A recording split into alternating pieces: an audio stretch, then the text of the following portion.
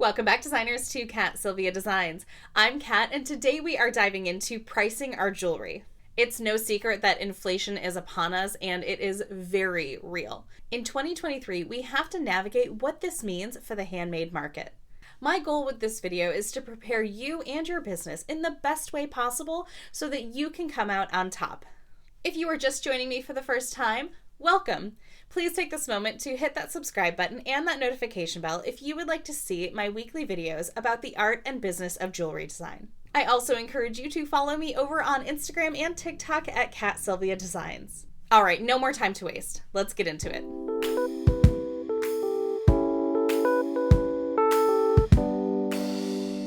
If you've ever done a Google search or searched on Pinterest for how to price your jewelry, you've probably seen something like this.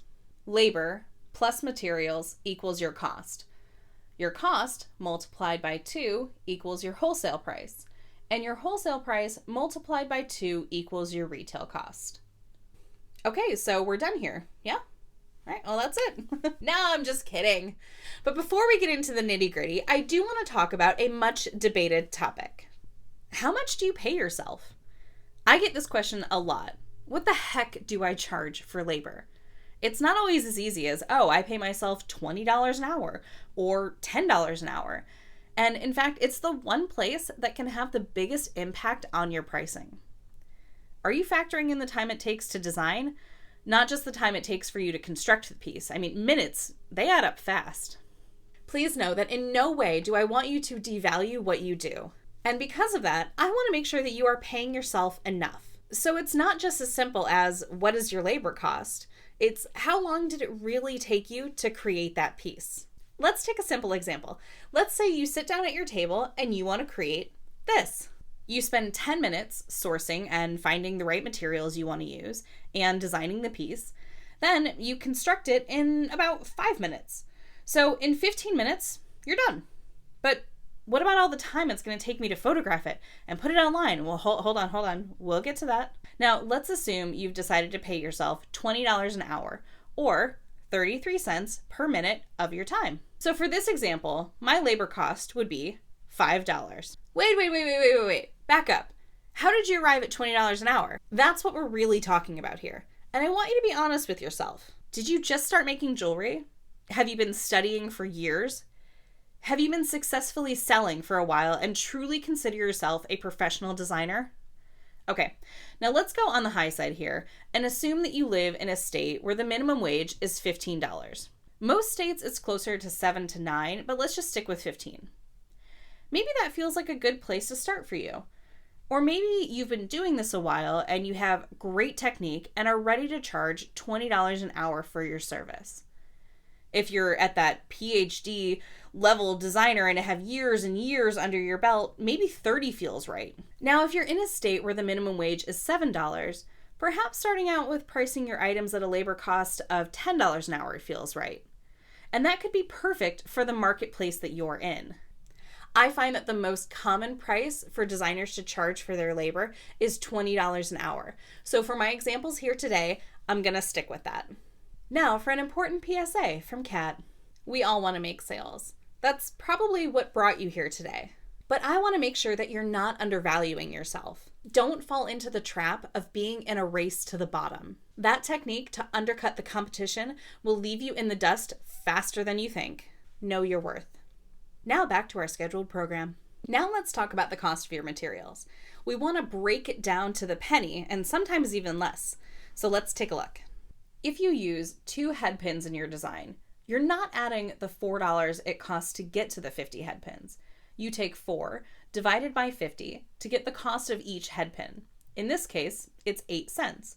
So 2 head pins is 16 cents. Then we add a gemstone. Let's say I got these 2 gemstones from a mixed bag that only cost me $1.50. There are 80 beads in the bag, so I divide 150 by 80 to get 0.01875. Multiply that by 2 to give me 0.0375. So my gemstones are 0.0375. Now we have our earring hooks. We have a pack of 100 for $3. 3 divided by 100 is 0.03. Multiply that by 2 because we're using 2 earring hooks, and we have 6 cents. So our total now for our materials is 0.2575. We add in our $5 for labor, so now we have 5.2575 as our cost. Now, following our previous formula, we have cost times 2, which equals our wholesale price, and then we have wholesale times 2, which equals our retail price. And since we like pretty numbers, let's say we want to bump it up to $21.99 or $22. Great, we're done. No. What about the booth fee for the show that you're going to, let alone the gas? What about all that money that you spent on your table and decor and a tent? Oh, and the cost of packaging materials? Any fees to your credit card swiper? The bottom line is, it can take a lot to run your business, but I have an easy way that can help you figure out that cost. Let's add up some common fees. We have a booth fee at, we'll say $200, and it's going to cost some gas to get there, so $20, assuming it's not too far. And then we have the table, the tent, the decor, let's say $150. Any packaging you'll be using, bags, boxes, oh, and don't forget about credit card fees, depending on the system you're using. Let's say $50. Okay, and finally, your time for just being at the fair. Let's say you'll be there for 8 hours and our rate is $20 an hour, so we're at $160. That's $580. Wow. And that's just for one fair. Now, hopefully your decor will last a while. And let's say you have 100 pieces, just for a round number. And you divide 580 by 100 and you get $5.80. Ask yourself, how would that feel if I added that to each price? Better yet, let's make it a nice round number and bring it to $5. So we're going to round down in this case. So those earrings that were $21.03 are now $26.03. And since we like pretty numbers, let's go with $26.99 or $27. So the cost was $5.25 and the final price is $27. But Kat, wait a minute. I heard something about a markup percentage. How do I calculate that? I'm so glad you asked. To calculate your markup, you take your sale price, $27, and you subtract your unit cost of $5.25, and that equals $21.75. Now divide that by the unit cost of $5.25 and you'll get 4.14. Multiply that by 100 to get our percentage of 414%. Now I know you're all thinking, that's crazy. 414% markup? Now the rule of thumb is to create a 50% markup. Not always true. This way of pricing gives you a lot more wiggle room for a sale or even to do a family and friends discount. But Kat, why so high? Let me ask you this. Is it? Okay. Now I want to move over to a platform like Etsy. With a listing fee of 20 cents per item every 4 months and a 6.5% transaction fee when you make a sale, that means that from our $27, Etsy is already taking approximately $2 right off the top, depending on how long it's been on there. Not to mention the time you invest to take and edit photos and write up and post a new listing. Now are you seeing why that $5 buffer is good? And that markup starts to make sense? Yes? Good. Okay. But Kat, what if I'm selling wholesale and online and at shows? Well, that's why that $5 is there to help you. And now for Kat's tip of the day. Here's a super tip for you. Don't double dip if you don't have to. If you're launching a new collection and you have an in-person show coming up, don't list them online yet. If you still want to show off the pieces, that's great. Take some glam shots of the table you've set up before you sell the pieces. That's for social media. And later you can post those to say, hey, they sold out, but I'm taking special orders if you see something that you'd like. But by doing this, you've saved yourself any listing fees from an online marketplace like Etsy. Also, if it didn't sell well at the fair or wasn't well received, you have an opportunity to rethink a design if you like. Of course, if it doesn't sell, it doesn't mean it wasn't good. Let me repeat that. If it doesn't sell, it doesn't mean it wasn't good. The bottom line here is sell what you can in person and list the rest later. Now here's the thing. By adding in that $5, we haven't really added that much. But it goes a long way in helping you maintain things like your website or any listing fees that may come up. Or it helps to cover a little bit of all that time I know you guys are going to spend on social media. I do, however, want you to read the fine print before you get into an online marketplace, or even the booth fees at a show. Sometimes they have minimums or premium fees for a better spot, so always make sure to do your research. Another topic worth discussing is perceived value. This goes into the idea that not all designs are created equal. This is also where your market research comes in. Sometimes the materials are 10 cents, and the labor took you all of 5 minutes to create. So we take our minute rate, multiply that by 5, then we add in our 10 cents for materials, giving us a cost of $1.76. Multiply that by 2 to give us $3.53. Multiply that by 2 to give us our retail cost of $7.06. Now, we add our $5 to make it our $12.06.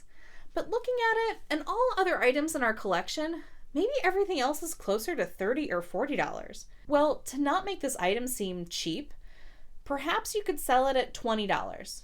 So you're marking it up another $8? Yeah, if it looks nice, why not? But let's back up for a second. How can you elevate the perceived value? What if you used sterling silver instead of silver plate? So, same design that still takes you 5 minutes to create now costs you 70 cents in materials. So $1.66 plus 70 equals $2.36 times 2 equals $4.73 times 2 equals $9.46 plus 5. Now we're at $14.46. It could still be bumped up to $20, but now you have a premium item that contains sterling silver. So there is a simple design, but we've added a perceived higher value because of the sterling silver. Basically, the perceived value comes from being able to say to your customers, hey, this is sterling silver. It's something to make people go, oh, I understand the price now. And this even goes down to the way that your photos look, your jewelry price tags and cards. Everything about the presentation can affect the price. Now, let's say you want to keep it at the original $12. In a craft fair setting, you could do an offer of a 2 for $20 to help drive sales. At the end, you're still above your retail cost because each item has that $5 built right into the price. I find it's good to offer a range of prices because someone may admire your work, but not be able to afford your higher priced items. I always think about breakfast at Tiffany's and the telephone dialer. It may be the cheapest thing, but it's still from Tiffany's. The final piece of the puzzle is simple, but it's another area where you are going to have to rely on your judgment. Market research. If you want to sell to local shops, go in and see what the jewelry in the store sells for. Understand the local demographic. If you're selling on Etsy and you have gemstone earrings, search for it. But here is where I caution you about the race to the bottom. Don't get spooked into pricing your items too low. Trust your instincts. If you've made it to this point in the video, give me a holy cow in the comments. It'll really freak the people out who go and read the comments before they even watch the video. They'll be like, why is everybody saying holy cow? It's a lot to take in, and I totally get that. But save this video, watch it again later as you are getting ready to price your jewelry. But for right now, give me a holy cow in the comments. Before you go, I do want to address one last thing. I want to take a look at an outrageous example. This is to illustrate another way to price your items. Because I know that there are some of you out there who are going, yeah, but what if... Okay. Let's go back to our original formula. And now we're going to use it for a more intricate piece. Let's say our materials are $5. Our labor is 3 hours now at $20 an hour, so we're at $60. So our cost is $65. Multiply that by 2, $130. Multiply that by 2, $260. Now let's add on our $5 to give us $265. There's nothing saying that you can't charge that much. But you have to use your judgment. Now let's walk it back. What was that thing I was talking about earlier? Oh yeah, markup percentage. Let's take the $65 and simply charge a 50% markup. So we multiply 65 by 0.5 to get 32.50. So now we're going to add 32.50 to 65 to get 97.50. That seems more reasonable than 265. This shows us a different option for a price calculation. So for example, let's use this formula on a lower cost item, and it can look like this. Let's say your cost is $5, and you've decided on a 30% markup. Maybe 50 still feels too high of a markup for you.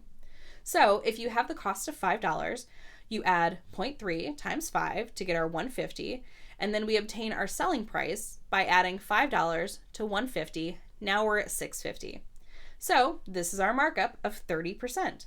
For our more expensive example here, at a 30% markup, you're looking at a cost of $65 times 0.3, and that will equal $19.50. So we take 65 plus $19.50. Now we're at $84.50, and that's your final cost. The only trouble you get into here is what happens if someone is interested in wholesale for this item. Then it becomes $42.25 because your wholesale is typically 50% of your retail. Well, you can take it as a loss of your labor, but you still have the materials paid for, or you can simply have items in your store that are not available for wholesale. Or, as a third option, you can let that customer know that you offer wholesale at 30% off, bringing you back down to cost. This is a world where you get to make the rules based on your comfort level. I bring out this high-priced item to shed a little bit of light on the art of jewelry design. Here's a little hard truth. The truth is, if you do any kind of bead weaving or bead embroidery where you are creating a pattern using many different kinds of materials and spending 10 to 12 hours on a piece, it could easily get into the thousands for a retail cost. Now, if this is you and you solely do this, meaning you only do really intricate pieces, just know that you have a premium item and everything around it should be elevated. At that level, it is a luxury art piece. Not to say the first example is any less so, but if someone is paying such a high price, you better have stellar photos and incredible packaging because you want to honor the customer's investment in your piece. Think of it this way. When you go to a high-end art gallery in Manhattan and you choose that beautiful painting that you want, they wrap it, they bring it to your home, they hang it for you by professionals. They don't just throw it in a box and hand it off to FedEx. Make sure that when you can, you give your customers the star treatment at every price point. It goes a long way for repeat customers, and in the case of a high-priced item, you simply cannot skip this step. I know that was a lot of information to throw at you, but I want to make sure that you are taking care of yourself correctly and pricing your jewelry in a way that feels good for you and your business. I don't want anyone to take a financial hit because they may be overcharging, or they're taking the hit because they're offering way too much of a deep discount, so much so that they're not even breaking even. Let's stop all that madness right now. I want you to remember these 3 takeaways. Do your calculations, do your research, then do what feels right for you. I hope this gave you a clearer picture when it comes to choosing how to price your jewelry. Remember, always round up, and the biggest place to focus on is that perceived value. This will help make you competitive in the market. If you're looking for more ways to stand out in the marketplace and really gain that competitive edge, stay tuned to this space. Make sure you are subscribed because I'm going to have that video coming out for you very soon. Thank you so much for watching, designers. I'll see you in the next video.